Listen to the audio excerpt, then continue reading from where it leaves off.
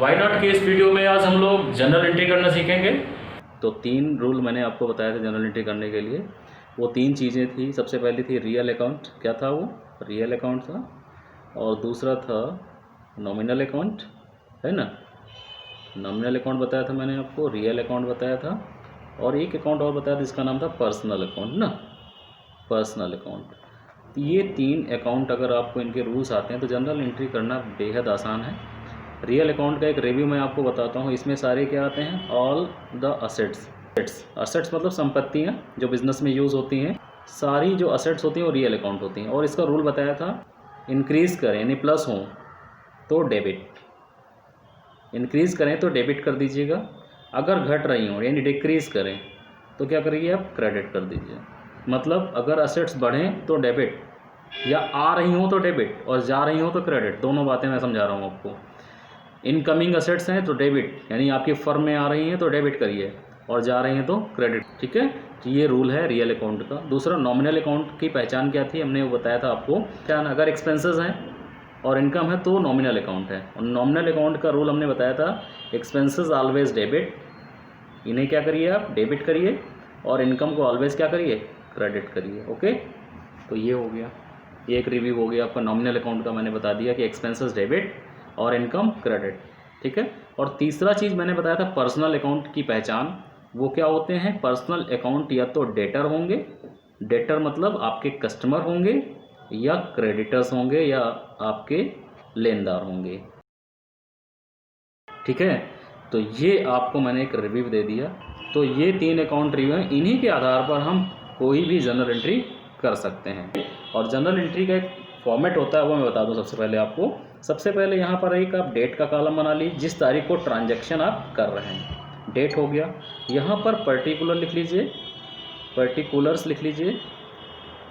और यहाँ पर एक LF यानी लेज़र फोलियो के नाम से, यानी कौन सा लेज़र है वो, LF का एक कॉलम बना लीजिए। और यहाँ से एक डेबिट अमाउंट, यानी यहाँ से डेबिट कॉलम, और यहाँ पर एक क्रेडिट कॉलम। ये इस तरह से हम एक फॉर्मेट बना लेते हैं। उसके बाद हम कोई भी ट्रांजैक्शन यहाँ से रिकॉर्ड करेंगे। ठीक है, तो अगर मान लिया कोई डेट है, पहला ट्रांजैक्शन है या कोई डेट होगी, तो वो यहाँ पर आप डेट डाल दीजिएगा। और यहाँ पर वो डिटेल्स लिखेंगे, क्या डेबिट होगा और क्या क्रेडिट। डेबिट वाला डेबिट अमाउंट में, और जो क्रेडिट वाला क्रेडिट अमाउंट में लिखा जाए। अगर मैं आपको बताऊँ, यहाँ पर मेरे पास ट्रांजैक्शन लिखा हुआ, ट्रांजैक्शन नंबर 1,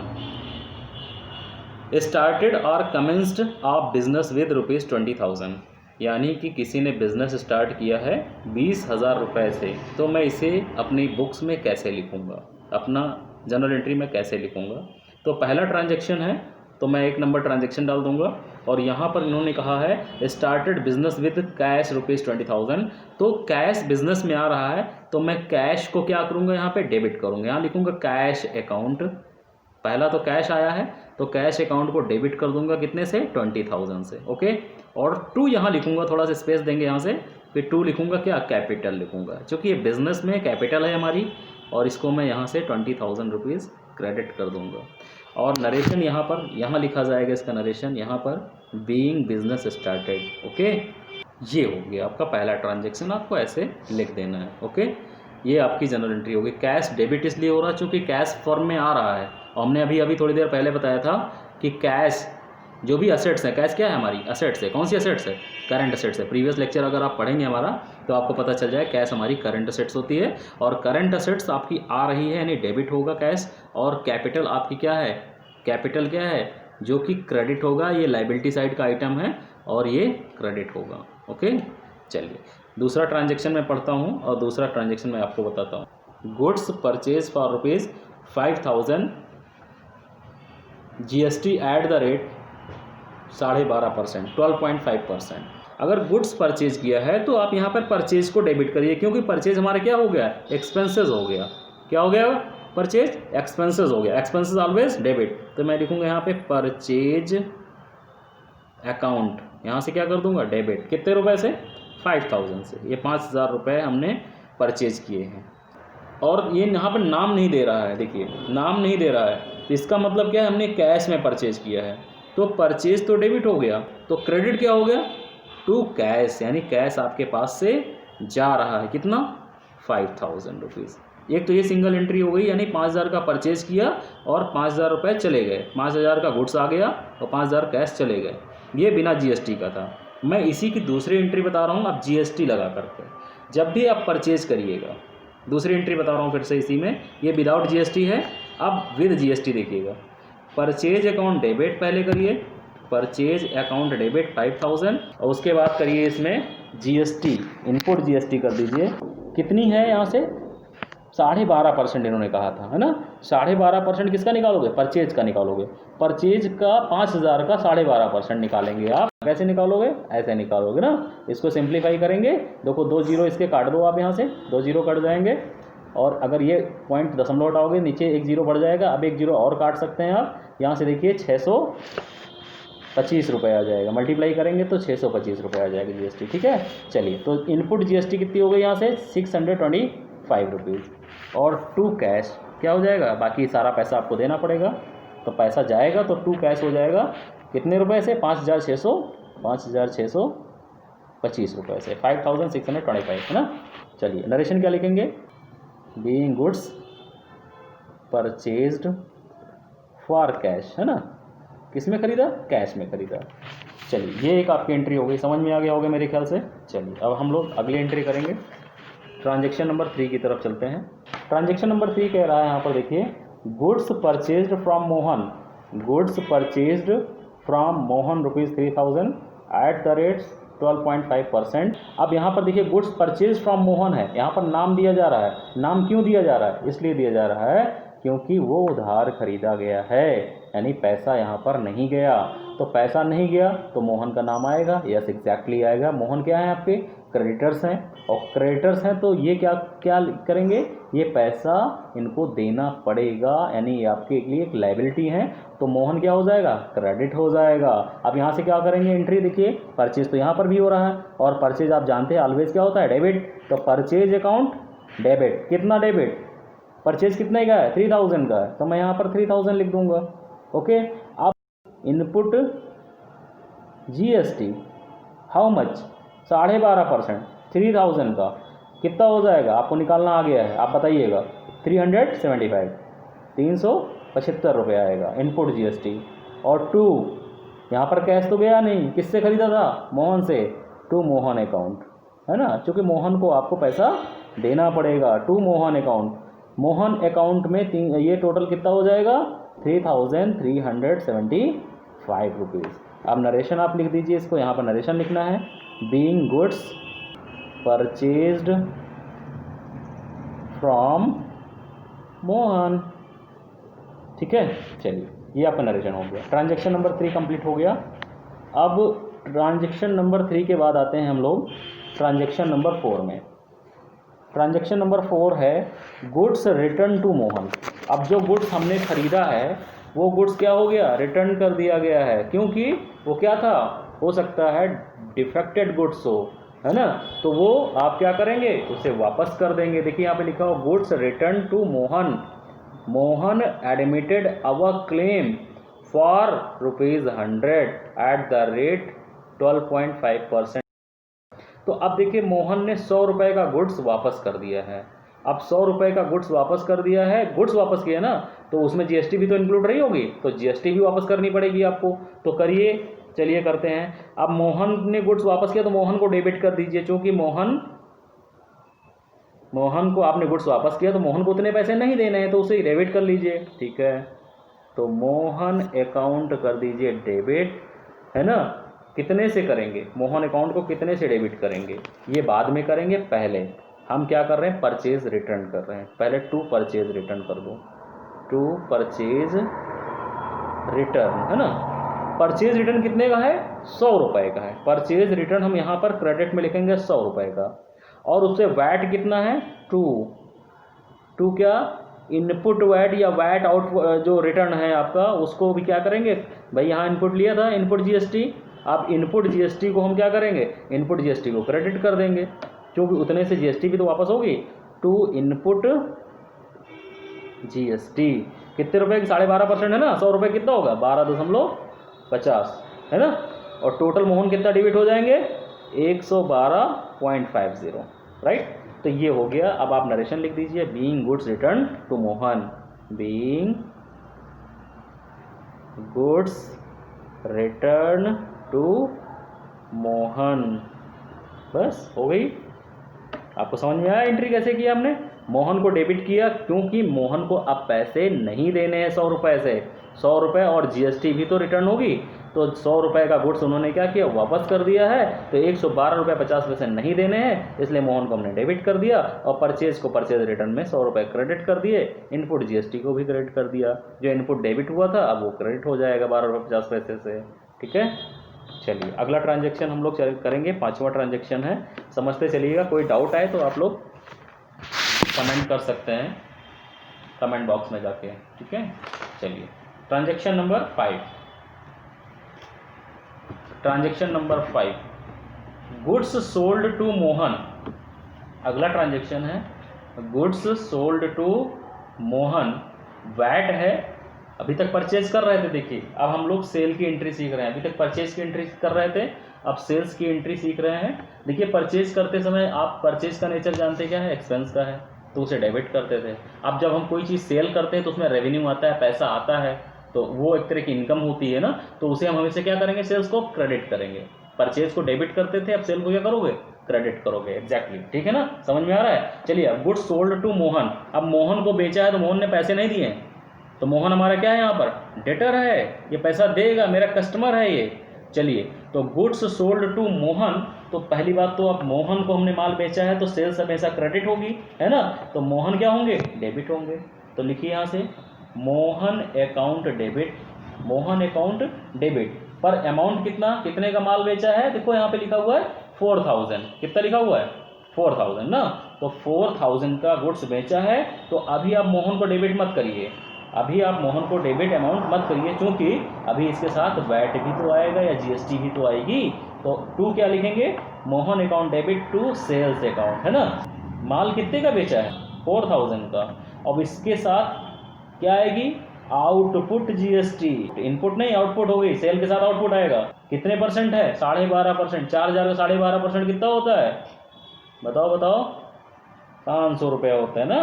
ठीक है, 500 रुपये ये हो गए। तो आउटपुट जीएसटी 500। तो मोहन को मैं कितने से डेबिट करूँ, देखो 4000 या 500, ये कितना हो गया, 4500। ठीक है, बस इतनी सी एंट्री करनी होती है। आपको समझ में आ गई होगी मेरे ख्याल से, है ना। अब नरेशन लिखते हैं, being goods sold to, being goods sold to Mohan.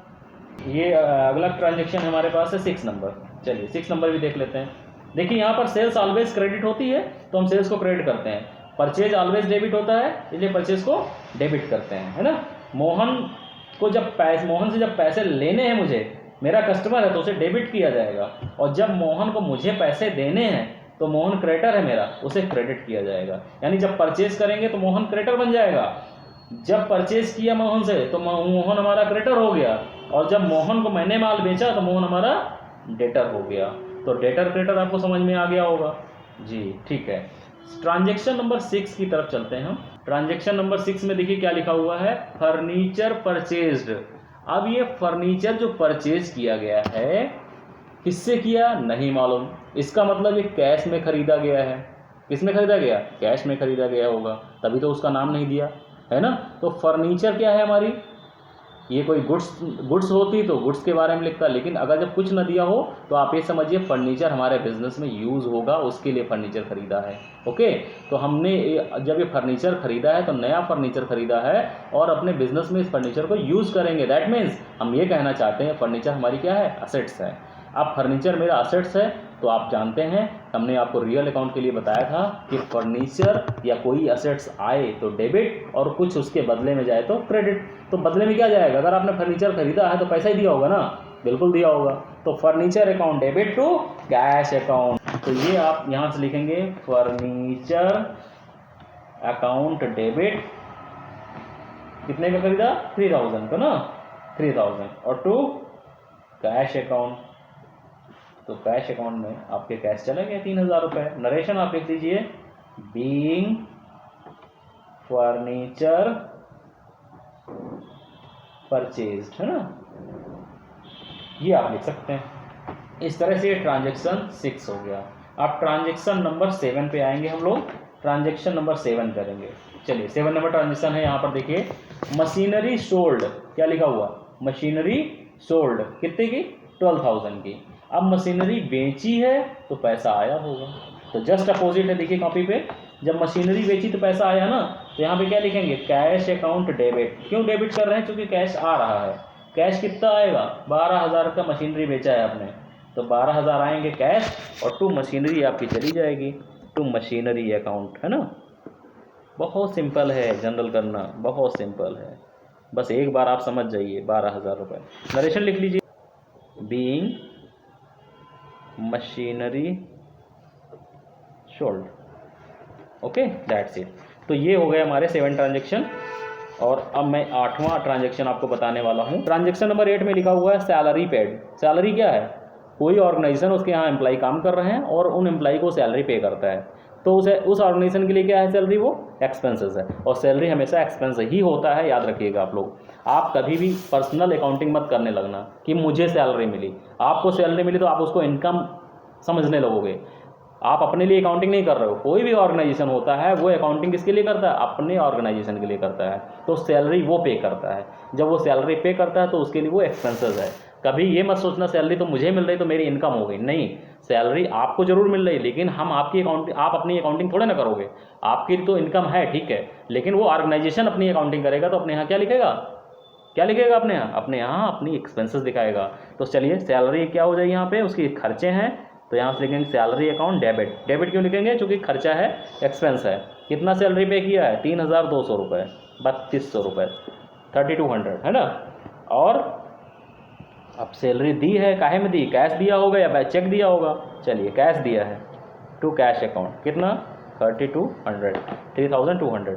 Narration लिखेंगे, क्या लिखेंगे, बीइंग सैलरी पेड, ठीक है। चलिए ट्रांजेक्शन नंबर ये कंप्लीट हो गया 8। अब ट्रांजेक्शन नंबर 9 की तरफ चलेंगे हम। लिखा हुआ रेंट रिसीव्ड, ठीक है। अब रेंट रिसीव्ड हुआ है तो ये आपने कोई प्रेमाइसेस या कोई बिल्डिंग या कोई हाउस या कोई होम आपने रेंट पे दे रखा है, या ऑफिस कोई आपने रेंट पे दे रखा है, उसका रेंट आपको मिल रहा है, ठीक है। तो वो रेंट आप रिसीव कर रहे हैं, तो रेंट आपकी इनकम है, यहाँ पर क्या है, रेंट इनकम है, और मिला किस रूप में, कैश में मिला है। तो लिख लीजिए कैश अकाउंट डेबिट, कितना मिला है रेंट आपको, 2,000, तो 2,000 डेबिट कैश हो गया, और टू रेंट रिसीव्ड अकाउंट या rent account, to rent account, आपको रेंट मिला है ना, तो रेंट यहाँ से इनकम हो गई। रेंट एक्सपेंस भी हो सकता है, रेंट इनकम भी हो सकती है, तो यहाँ आपको मिल रहा है तो आपकी इनकम है इस फर्म की, और जिसने दिया है रेंट उसके लिए वो खर्चा है, ठीक है। तो यहाँ का नेचर क्या है आपके यहाँ, आप उसको एज ए इनकम ट्रीट कर रहे हो, इसलिए इनकम में लिखाया जा रहा है, क्रेडिट में लिख रहे हैं इसको, ओके। अब यहाँ नरेशन लिख लीजिएगा, बीइंग रेंट रिसीव्ड, ओके, ये होगी नरेशन। अब ट्रांजेक्शन नंबर 10 की तरफ चलते हैं। चलिए इसमें लिखा हुआ देखिए 10वां transaction, amount received from Mohan. Amount received from Mohan कितना, मोहन को मान लिया पहले आपने माल बेचा था, तो मोहन से आपको 990 रुपये यानी 990 रुपीज़ रिसीव हुए हैं, और 10 रुपये उसने नहीं दिए हैं। क्यों नहीं दिए, उसने कहा वो हमें डिस्काउंट अलाउड हुआ है, तो आपने क्या किया, उसको डिस्काउंट दिया है, तो आपने डिस्काउंट दिया है ना मोहन को, तो मोहन को डिस्काउंट जो दिया है, अलाउड है, वो एक्सपेंसेस है। अगर डिस्काउंट रिसीट होता तो आपकी इनकम होती। तो यहाँ से आपके लिए लॉस हो गया ना, 10 रुपये नहीं मिले, 1,000 मिलने चाहिए थे ना, 1,000 नहीं मिले, 990 मिले हैं, तो 10 रुपये क्या हो गया, लॉस हो गया, यानी कि डिस्काउंट आपने अलाउड कर दिया उसको, ठीक है। तो आपको कैश कितना मिला, 990, तो कैश अकाउंट डेबिट। डेबिट क्यों कर रहा हूँ, क्योंकि कैश आ रहा है तो कैश डेबिट 990 रुपीज़। और क्या है डेबिट, डिस्काउंट अलाउड भी डेबिट होगा। डिस्काउंट अलाउड आपने किया है, डिस्काउंट अलाउड आपने किया कितने रुपए का, 10 रुपये का। और टू किससे, मोहन से। आपको पैसा किससे मिला है, मोहन से, तो मोहन को क्रेडिट कर दीजिए। किसको मोहन को क्रेडिट कर दिए। पहले आपने मोहन को डेबिट किया था ना वहाँ पे, अब मोहन को यहाँ से क्रेडिट कर दीजिए 1,000 रुपीज़ से। तो मोहन जहाँ डेबिट हुआ था वो और ये क्रेडिट मोहन दोनों कट जाएंगे, तो मोहन का लेजर बैलेंस हो जाएगा, यानी उससे पैसे अब नहीं लेने हैं। अब नरेशन लिखेंगे, being cash received from Mohan, बस इतना लिख दीजिए, बस बहुत है। चलिए, thank you. Why not app को आप ज़रूर डाउनलोड करें। इसमें आपको बहुत से अच्छे लेसन्स और टॉपिक्स मिलेंगे जिनसे आपको तैयारी करने में बहुत अच्छी मदद मिलेगी।